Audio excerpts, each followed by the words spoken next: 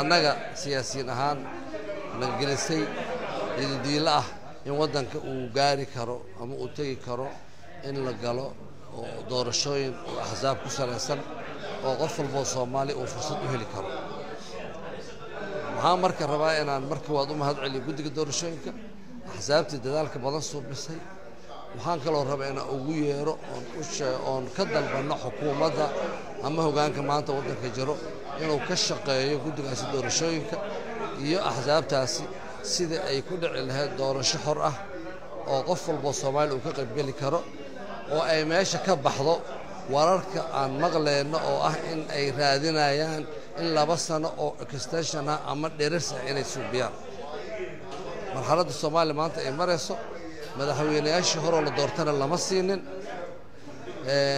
kuwa hadda imaaday iyo kuwa imaan doonana dheeraysi oo aan doorasho ku imaanin qofna ma siin doonto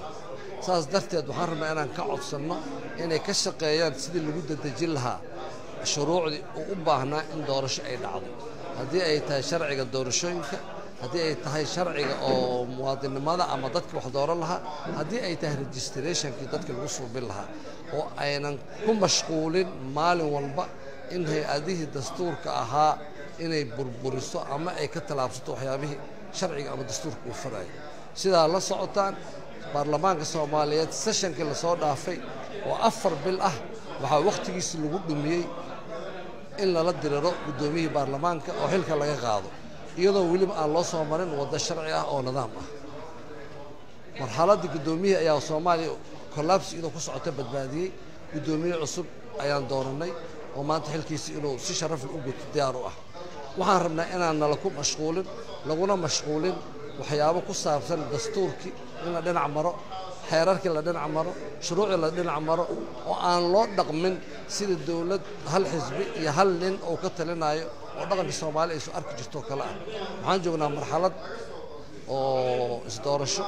waxaan soo marnay marxalad odayaal ay wax magacaabayaan waxaan soo marnay marxalad ay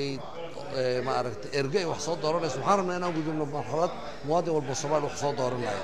in marka aan laga shaqeynin marxaladaas iyo socodka noocaas oo socdo geed socodka siyaasadeed socdo wax hindir gelinaya ama jabinaya ama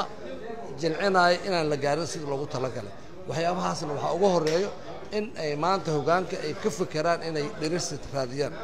oo ay 2 sano kale inay ku darsadaan iyadoo wili 2 sano ay u dhiman tahay oo 2 sanana ay soo mareen in maanta lagu fikiro in dheeraysi la suubiyo runtii waa arrin aan fiicnaan siyaasadda Soomaaliya aan u fiicnaan dadka mas'uuliyiinta aan u fiicnaan qaranka dhan aan u fiicnaan annaga dhan aan noo fiicnaan marka waxaan rabnaa inaan ka wada shaqeyno hoggaanka maanta jiro iyo axsaabta iyo qolo walba sida waddankan uu ku gaari lahaa doorasho sax ah oo cadaalad ku dhisan oo qof walba Soomaali uu aaminsan yahay inuu dadka uu doortay asaga uu la yimid inay xukumaan aanan ma aragtay ahayn dad korka laga soo saaray ama dad siyaabo kale ku imaanaysan oo laga gudbo marxaladii la soo dhaafo dhan waa geedi socod fiican oo socdo mana gaarin meeshii la rabay laakiin waxaan rajaynayaa inaan gaari doono waxa kaliya oo naga hor istaagi karana waxay tahay hoggaanka maanta jiro iyo xukuumad maanta jirto oo ka cagajiido sidii doorashadaas ay ku dhici lahayd ama diyaar garowgaasi uu si xawla ugu socon lahaa waxaa jira guddi doorasho waxaa la suubiyay wax la yiraahdo inclusive policy oo wax oo sharci uu ku yahay iyo meel uu ka tirsan yahay iyo meel baarlamaan uu ka ansixiyay aysan jirin institution jiro baarlamaan ah oo shuruucda inuu sharciyeey laga rabo guddiyo waxaa jira hay'ado madax banaan oo commissioner oo loogu talagalay in waxyaabahaas ka shaqeeyaan wixii ka soo haro waxyaabo lagu daahinayo doorashadii ama lagu maaragtay jajabinayo ama loogu suubinayo maaragtay inay waqtigooda aysan ku dhicin doorashadii oo lagu raadinayo kororsi wax la mid ah waana mahadsantahay wassalaamu calaykum waraxmatullahi wabarakaatuh